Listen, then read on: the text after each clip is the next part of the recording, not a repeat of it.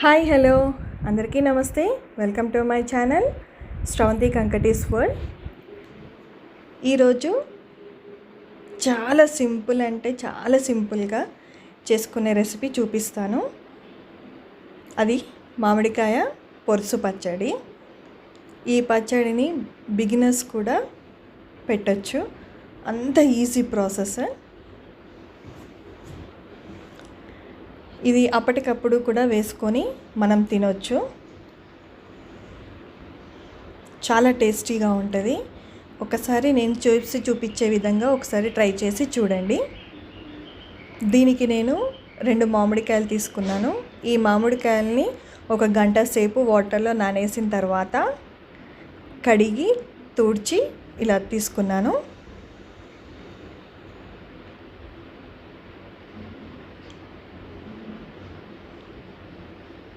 ఇప్పుడు ఈ మామిడికాయల్ని తురుముకోవాలి.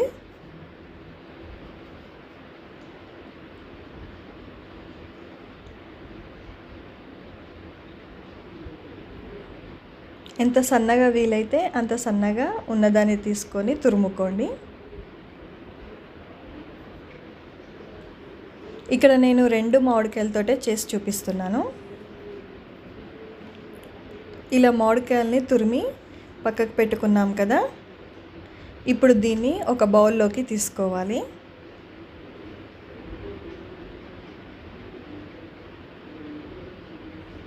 ఇప్పుడు ఇందులో 3 టేబుల్ స్పూన్ వరకు సాల్ట్ వేసుకోవాలి. మనం క్వాంటిటీని బట్టి సాల్ట్ కూడా పెంచుకోవాలి. నాకు ఇక్కడ 3 టేబుల్ స్పూన్ల వరకు సరిపోయింది. అలానే 3 టేబుల్ స్పూన్ వరకు కారం కూడా తీసుకోవాలి. ఈ కారం కాస్త ఎక్కువనే ఉందండి, అందుకే నేను 3 టేబుల్ స్పూన్ వరకు తీసుకున్నాను.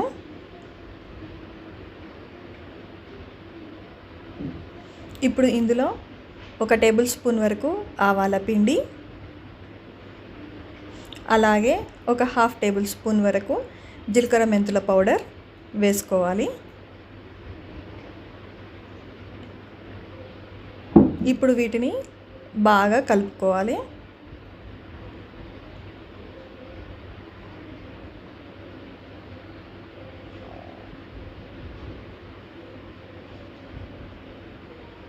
ఈలోపు పోపు రెడీ చేసుకుందామండి.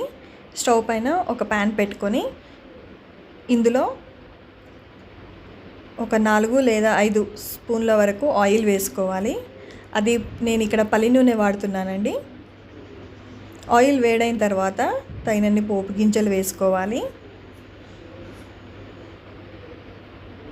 పచ్చళ్ళకు ఎప్పుడు కానీ నువ్వుల నూనె కానీ పల్లి నూనె కానీ వాడితే చాలా టేస్టీగా ఉంటుంది. అలాగే కొద్దిగా కరివేపాకు,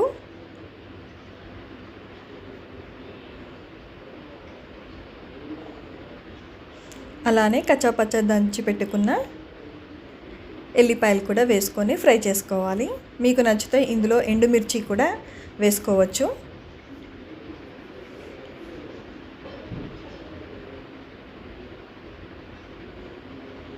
ఇలా ఒకసారి పోపు అంతా వేగిన తర్వాత ఈ పచ్చడిలో కలిపేసుకోవడమేనండి, అంతే. 1 గంట తర్వాత మనం ఈ పచ్చడిని వేసుకొని తినొచ్చు.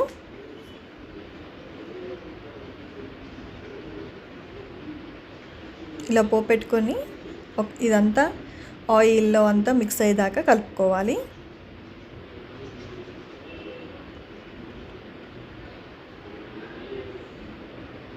ఇంతే అండి, చాలా ఫాస్ట్గా చేసుకునే పచ్చడి ఇది.